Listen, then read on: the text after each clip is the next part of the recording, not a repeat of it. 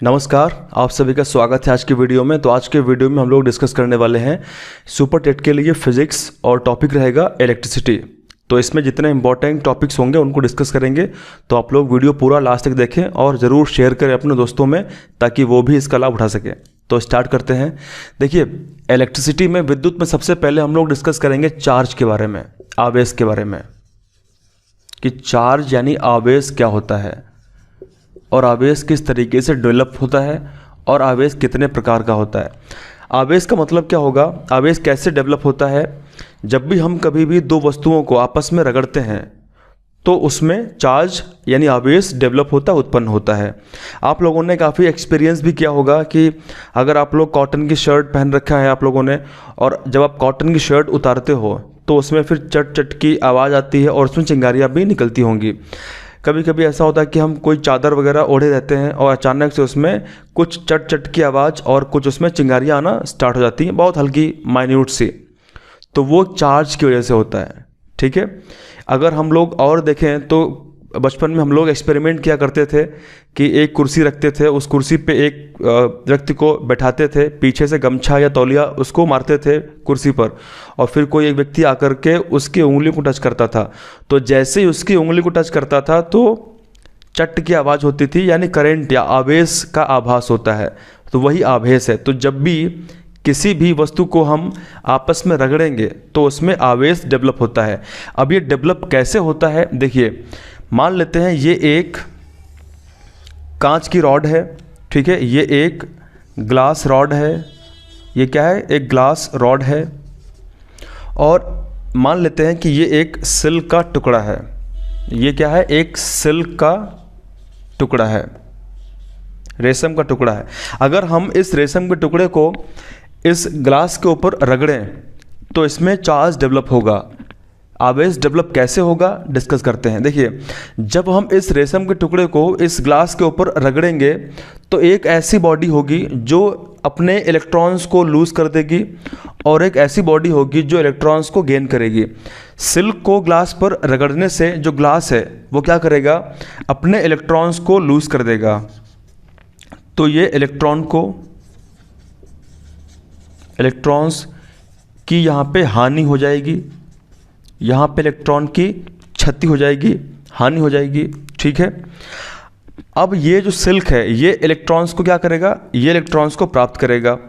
तो सिल्क में जो इलेक्ट्रॉन होंगे उनकी प्राप्ति, तो इलेक्ट्रॉन की प्राप्ति हो जाएगी, यहाँ पे इलेक्ट्रॉन प्राप्त हो जाएंगे, गेन हो जाएगा।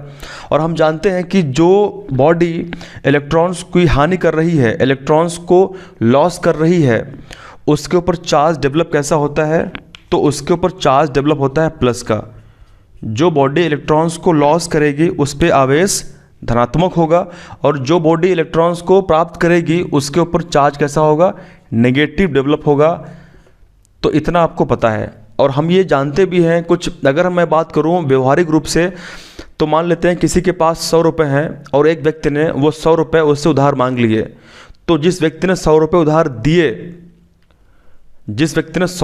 दिए वो किस कंडीशन में है आप लोग बताएं, और जिसने 100 रुपये लिए वो किस कंडीशन में है, देने वाला पॉजिटिव में है, लेने वाला नेगेटिव में है। क्यों नेगेटिव में है, क्योंकि उसको वापस करना पड़ेगा उसको। तो यहाँ पे आप लोग ध्यान रखेंगे कि जो इलेक्ट्रॉन्स को लॉस कर रहा है वो प्लस में, उसके ऊपर चार्ज आवेश प्लस डेवलप होगा, और जो इलेक्ट्रॉन्स को गेन कर रहा है, प्राप्त कर रहा है, उस पर नेगेटिव चार्ज डेवलप होगा। तो अगर मैं आपको बताऊं आवेश कितने टाइप्स के होंगे, तो हम जानते हैं आवेश 2 टाइप्स के होंगे। कौन कौन से, पॉजिटिव और नेगेटिव, ठीक है। पॉजिटिव चार्ज और नेगेटिव चार्ज 2 टाइप का चार्ज होता है। अगर मैं बेसिक सी बात आपको बताऊं, चार्ज जो होता है, इलेक्ट्रॉन्स जो फ्लो करते हैं, इलेक्ट्रॉन्स का मतलब क्या होता है। अगर मैं आपको बताऊं इलेक्ट्रॉन्स के ऊपर चार्ज कितना होता है, तो हम सब जानते हैं कि इलेक्ट्रॉन्स के ऊपर चार्ज माइनस में 1.6 × 10⁻⁻19 कूलाम्ब होता है, ठीक है। बहुत बेसिक सी बात है। अगर आपको चार्ज के बारे में, कुछ चार्ज की यूनिट है या उसके बारे में अगर आपको पता है, आप लोग कमेंट करके बताएं कि चार्ज की यूनिट क्या होती है, चार्ज की इकाई क्या होती है। तो देखिए, चार्ज की जो इकाई होती है, चार्ज की जो यूनिट होती है वो सबको पता है कूलाम्ब होती है। वो क्या होती है, वो कूलाम्ब होती है। अगर आपको चार्ज की यूनिट के बारे में पूछे कि चार्ज का आवेश का मात्रक क्या होता है, तो सबको पता है कूलाम्ब होता है, ठीक है। और हमने देख ही लिया है कि इलेक्ट्रॉन के ऊपर आवेश कितना होता है, तो आपको पता ही है। तो यहाँ पे अगर आपसे क्वेश्चन पूछे कि चार्ज का मतलब क्या होता है, तो आप बताएंगे चार्ज का मतलब होता है Q = N/E। तो चार्ज का जो फार्मूला है वो आप नोट करेंगे कॉपी पे, Q = N/E होता है चार्ज का फार्मूला। जहाँ पे Q क्या है, जहाँ पे Q चार्ज आवेश है, और N क्या है, N का मतलब क्या है, तो ये है इलेक्ट्रॉन की संख्या। ये क्या है, इलेक्ट्रॉन की संख्या। और जहाँ पे E क्या है, ये है इलेक्ट्रॉन पर आवेश, इलेक्ट्रॉन पर आवेश। तो ये चार्ज के बारे में आप लोग इतना जान चुके होंगे। अगर कोई क्वेश्चन आपसे पूछेगा कि आपको अगर चार्ज निकालने के लिए दिया जाएगा, तो वहाँ पे नंबर ऑफ़ इलेक्ट्रॉन्स और इलेक्ट्रॉन पर कितना चार्ज है वो आपको दिया गया होगा। तो आप इसकी मदद से आसानी से चार्ज के बारे में निकाल सकते हैं। इसके बाद हम लोग बात करने वाले हैं विद्युत धारा के बारे में, यानी इलेक्ट्रिक चार्ज के बारे में, इलेक्ट्रिक करंट के बारे में हम लोग बात करेंगे। इसे हम लोग हिंदी में कहते हैं विद्युत धारा। इसका मतलब क्या होता है, the rate of flow of charge in any conductor is called electric current. इसका मतलब किसी भी चालक में जो आवेश प्रवाह की दर है, जैसे मान लेते हैं कि यहाँ पे अगर हमने एक सेक्शन लिया है, एक तार का टुकड़ा हमने काटा है, उस तार के टुकड़े में हम क्या कर रहे हैं, इसमें हम आवेश प्रवाहित कर रहे हैं, Q, जो Q चार्ज है आवेश इसमें प्रवाहित कर रहे हैं। तो यहाँ पे क्या है कि किसी भी एक चालक में, चालक का मतलब क्या होता है कि जहाँ पे इलेक्ट्रिक करंट वो कंडक्ट कर पाए, इलेक्ट्रिक करंट को वो ट्रांसफ़र कर पाए, तो वो चालक होगा। जैसे लोहा होता है, या फिर एल्युमिनियम है, कॉपर है, सिल्वर है, सब क्या है, चालक हैं, ठीक है। अब यहाँ पे क्या होगा कि इस कंडक्टर में जब हम Q चार्ज को फ्लो कराएंगे, तो आवेश प्रवाह की जो दर है इस कंडक्टर में, वो दर क्या है, वही इलेक्ट्रिक करंट होती है। तो हम जानते हैं कि इलेक्ट्रिक करंट को हम, यानी विद्युत धारा को हम I से रिप्रेजेंट करते हैं। किससे, I से इसको हम रिप्रेजेंट करते हैं। और अगर आपसे पूछे कि इलेक्ट्रिक करंट का जो मात्रक है, इसकी जो यूनिट है वो क्या होती है, तो हम सब जानते हैं एम्पियर होती है। क्या होती है, एम्पियर होती है, ठीक है। और अगर आपसे पूछे कि इलेक्ट्रिक करंट को, यानी हम विद्युत धारा को कैसे मापेंगे, कौन सा ऐसा इंस्ट्रूमेंट है, कौन सा ऐसा एक डिवाइस है, उपकरण है जिसकी सहायता से इसको हम मेजर करेंगे, तो हम जानते हैं अमीटर के बारे में, ठीक है। अमीटर एक ऐसा उपकरण होता है जो विद्युत धारा को मापता है, मेजर करता है, ठीक है। ये बहुत ही बेसिक से क्वेश्चंस हैं जो आपके एग्जाम में आ सकते हैं, इसको आप लोग ज़रूर ध्यान रखेंगे। अब अगर इसका फार्मूला निकाला जाए, इसका फार्मूला क्या होगा, तो I इक्वल टू क्या होगा, Q/T। ये इसका फार्मूला बन जाएगा, जहाँ पे I क्या है, इलेक्ट्रिक करंट है, विद्युत धारा है, और जहाँ पे Q क्या है, ये Q चार्ज है, आवेश है, और जहाँ पे T क्या है, वो है समय, यानी टाइम है, ठीक है।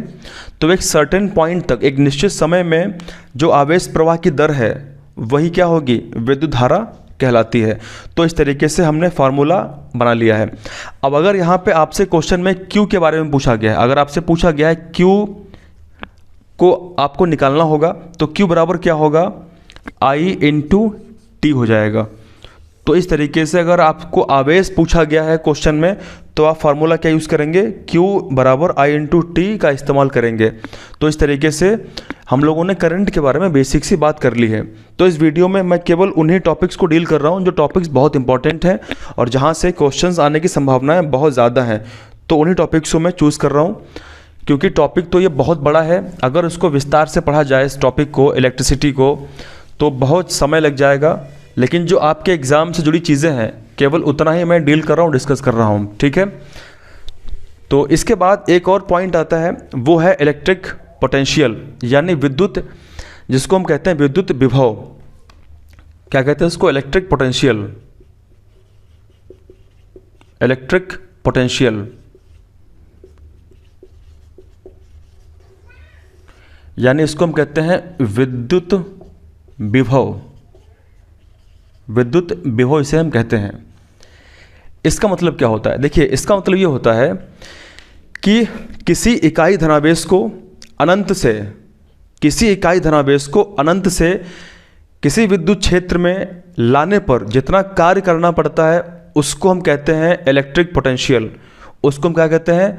उसको हम विद्युत विभव कहते हैं। ठीक है, तो इलेक्ट्रिक पोटेंशियल को हम किससे इंडिकेट करते हैं? इसको हम V से इंडिकेट करते हैं। तो अगर आपसे बोले कि इलेक्ट्रिक पोटेंशियल का मात्रक क्या होगा, इसकी यूनिट क्या होती है, इसका मात्रक क्या होगा, तो सबको पता है वोल्ट्स होता है। क्या होगा? वोल्ट्स होता है। ठीक, अगर आपसे बोले कि इलेक्ट्रिक पोटेंशियल का फार्मूला क्या होगा, तो हम जानते हैं V बराबर W/Q। ठीक है, मैंने आपको क्या बताया था कि किसी इकाई धनावेश को अनंत से किसी विद्युत क्षेत्र में लाने में जितना कार्य करना पड़ेगा, जो W है और जो आवेश है चार्ज, जो कार्य करना पड़ेगा वही क्या होगा? इलेक्ट्रिक पोटेंशियल होगा। अगर आपसे W के बारे में पूछा गया है तो फार्मूला एक और बन जाएगा, जैसे W बराबर, जब W को यहाँ पे लाएंगे तो V इंटू Q हो जाएगा। तो इस तरीके से एक फार्मूला और बन चुका है। तो इस तरीके से क्वेश्चन में अगर W पूछा गया कि कितना कार्य करना पड़ेगा, तो हम इस फार्मूले को पुट करके आंसर हमारा निकाल लेंगे। तो इस तरीके से हम लोगों ने जो इम्पोर्टेंट पॉइंट्स हैं इलेक्ट्रिक चार्ज, इलेक्ट्रिक करंट और इलेक्ट्रिक पोटेंशियल के बारे में डिस्कस कर लिया है। ठीक है, अब हम लोग इसमें कुछ मैं आपको फार्मूला लिखाने वाला हूँ, जो फार्मूला बहुत इंपॉर्टेंट है, और आप लोग उन सारे फार्मूले को कॉपी पे नोट कर लें और उनको कोशिश करें याद करने की। फिलहाल कोशिश मैं करूँगा कि बोर्ड पे लिखते लिखते सारे फार्मूले आपको याद हो जाएं। ठीक है, तो इसमें कुछ इंपॉर्टेंट फार्मूला आप लोग लिखेंगे। इंपॉर्टेंट फार्मूला यानी महत्वपूर्ण जो सूत्र हैं, जहाँ से क्वेश्चंस आवश्यक है कि पूछे जाएंगे, तो आप लोग ज़रूर उसको नोट करके रखें। ठीक है, तो जैसे नंबर 1, अगर आपसे पावर के बारे में पूछा गया, शक्ति के बारे में, तो P = E/T होता है। एक फार्मूला ये है, जहाँ पे P क्या है? जहाँ पे P है शक्ति यानी पावर, जहाँ पे E क्या है? जहाँ पे E है इलेक्ट्रिक एनर्जी, और जहाँ पे T क्या है? ये समय है। ठीक है, उसके बाद पावर के लिए एक और फार्मूला बनेगा, P = V/I। तो इस फार्मूले की मदद से भी हम पावर निकाल सकते हैं। तीसरी बात अगर मैं आपको बताऊं, मैंने कुछ फार्मूले आपको बताए हैं चार्ज में, इलेक्ट्रिक करंट में, इलेक्ट्रिक पोटेंशियल में यानी विद्युत विभव में, तो उनकी बात कर लेंगे। अगर Q के बारे में पूछा गया है तो Q = क्या होगा? N/E होता है। आपको पता है कि P पावर है, V क्या है? वोल्ट है, यानी इलेक्ट्रिक पोटेंशियल की बात की जा रही है, वोल्ट दिया गया है, और I क्या है? धारा है। जहाँ पे Q क्या है? आवेश है, N क्या है? ये नंबर ऑफ इलेक्ट्रॉन्स है, यानी इलेक्ट्रॉन की संख्या कितनी है, और E क्या है? चार्ज कितना इलेक्ट्रॉन पे है, यहाँ पे दिया गया है। अगर मैं नेक्स्ट फार्मूले की बात करूँ तो हमको पता है कि I = क्या होता है? Q/T होगा। ठीक है, जहाँ पे I क्या है? इलेक्ट्रिक करंट है, Q आवेश है और T समय है। अगर वहीं पे Q पूछा गया है तो Q बराबर क्या हो जाएगा? I/T हो जाएगा। तो एक फार्मूला ये बन जाएगा। इसके अलावा अगर बात करें तो एक फार्मूला और बनेगा, जैसे I = V/R, जहाँ पे I क्या है? इलेक्ट्रिक करंट यानी विद्युत धारा है, V वोल्ट है, R क्या है? रेजिस्टेंस है यानी प्रतिरोध है। यहाँ से फार्मूला एक और बन जाएगा। अगर R पूछा गया है तो V/I बन जाएगा। ठीक है, और इससे एक फार्मूला और निकल के आएगा। अगर आपसे V पूछा गया है तो V = क्या हो जाएगा? V को यहाँ लेके आएंगे तो I/R आप कह सकते हैं, या फिर R/I कह सकते हैं। ये फार्मूले इतने बनेंगे। ठीक है, इसके अलावा अगर देखें तो एक फार्मूला अगर आपको यूनिट पूछा गया है, यूनिट का मतलब क्या होता है, तो आप लोग जानते हैं वॉट गुणे आवर इंटू डेज, अपॉन में क्या होगा? 1000। अगर आपसे कमर्शियल यूनिट के बारे में पूछा गया है, यानी जो यूनिट हमारे घरों में जो हम लोग टीवी है, फ्रिज है, कूलर, एसी चलाते हैं और फिर महीने के अंत में कितना खर्चा आता है, तो उस यूनिट की हम बात कर रहे हैं, उसको निकालना है तो क्या करेंगे, वॉट इंटू घंटा इंटू दिन और बटे में 1000 कर देंगे तो हमारा निकल आएगा। ठीक है। अगर थोड़ी सी हम लोग बात करें, जो हमारे घरों में जो यूनिट निकल के आता है वो वास्तविकता में क्या होता है, वो वास्तविकता में होता है किलोवाट आवर। ठीक है, वो किलोवाट आवर में ही इसको हम मेजर करते हैं। अगर आपको बोले कि किलोवाट आवर का मतलब क्या होता है, तो हम जानते हैं कि किलोवाट आवर यानी 1 किलो में 1 किलो की वैल्यू क्या होगी, 1 किलोवाट को हम इस तरीके से लिख सकते हैं 1000 वाट इंटू आवर का मतलब क्या होगा 3600 सेकेंड। हम इसको इस तरीके से लिख सकते हैं। ठीक है। अगर आपसे बोले कि किलोवाट आवर का मतलब क्या होगा, तो हम जानते हैं कि किलोवाट का मतलब होता है, किलो का मतलब होगा 1000 और वाट का मतलब वाट, तो यहाँ पे क्या होगा 1000 वाट और इंटू 3600। तो अगर आपसे क्वेश्चन पूछे कि 1 किलोवाट आवर का मतलब क्या होगा, तो आप बोलेंगे कि जब आप गुणा करेंगे इसको 1000 को, जब 1000 को आप इसको वैल्यू निकालेंगे तो कितना आंसर आएगा 3.6 इंटू 10⁶, और जो निकल के आया वो क्या है, वो है वाट सेकेंड। ठीक है। तो 1 किलोवाट का वैल्यू क्या निकल कर के आई है, 1 किलोवाट का मतलब क्या होगा 3.6 गुणे 10⁸ वाट सेकेंड। अगर इसको आप और वाट सेकेंड में लिखना ना चाहें तो आप लिख सकते हैं 1 किलोवाट आवर बराबर क्या होगा 3.6 इंटू 10⁶ जूल। ठीक है, तो इसको हम जूल भी लिख सकते हैं। तो इस तरीके से 1 किलोवाट की हमको वैल्यू पता चल चुकी है। अब यहाँ पे इस तरीके से हम लोगों ने इन फार्मूलेस को डिस्कस कर लिया है। अब 2 फार्मूले और हैं, उनको भी डिस्कस कर लेते हैं। आई होप कि आप लोगों ने इसको पूरा नोट कर लिया होगा। तो 2 फार्मूले और हैं, उसको डिस्कस करेंगे। उसके बाद जो क्वेश्चंस बोर्ड पे लिखे हैं उनको हम सॉल्व करेंगे, और इसमें से एक क्वेश्चन ऐसा है जो पूछा गया था सुपर टेट 2018 में। 2 फार्मूले और उसको डिस्कस कर लेते हैं। एक फार्मूला है, अगर आपसे क्वेश्चन पूछता है सीरीज में, अगर सीरीज में क्वेश्चन में आपसे पूछे तो आप क्या करेंगे, सीरीज में आप इस तरीके से R1 plus R2 plus R3 इस तरीके से इस्तेमाल करेंगे। ठीक है। सीरीज का मतलब क्या है कि वो श्रेणी क्रम में जुड़ा हुआ है, जो सर्किट है वो किस में है, सीरीज में जुड़ा हुआ है। ठीक है। जैसे मान लेते हैं यहाँ पे कुछ इस तरीके से, और फिर इस तरीके से जो सर्किट है वो किस में जुड़ा हुआ है, वो जुड़ा हुआ है सीरीज़ में। तो यहाँ पे R1, ये R2, ये R3, तो इस तरीके से अगर क्वेश्चन में पूछा गया है कि जो प्रतिरोध हैं वो जुड़े हुए हैं सीरीज़ में, तो आप क्या करेंगे R1, R2, R3 करके उसको प्लस कर देंगे और सॉल्व कर देंगे, आसानी से क्वेश्चन सॉल्व हो जाएगा। अगर वो पूछता है पैरेलल में, ठीक है, यानी जो सर्किट है जुड़ा हुआ है समांतर क्रम में, वो जुड़ा हुआ है पैरेलल में, तो उसके लिए क्या करेंगे आप 1/R बराबर 1/R1 plus 1/R2 plus 1/R3। तो आपको पैरेलल में इसका यूज़ करना पड़ेगा, तो आप निकाल लेंगे समांतर क्रम में। ठीक है। तो आपको पता है कि समांतर क्रम का मतलब क्या होता है। तो हम लोगों ने यहाँ पे जो भी फार्मूलेज थे उसको डिस्कस कर लिया है। आप लोग इन फार्मूलेज को कॉपी पे ज़रूर लिखें और प्रैक्टिस करें क्वेश्चंस की। अब बोर्ड पे जो क्वेश्चन लिखे गए हैं उन क्वेश्चंस को हम डील करते हैं, सॉल्व करते हैं। तो आप लोग अपने नोटबुक पे इन क्वेश्चंस को नोट करें और एक एक नोट्स को बनाएं। जितने वीडियोस मैं अपलोड कर रहा हूँ वो सारे वीडियोस आप लोग देखें, अपने दोस्तों को शेयर करें और नोट्स बनाएं, क्योंकि जब आप रिवाइज़ करेंगे तभी आपको याद रहेगा, अदरवाइज़ आप भूल जाएंगे।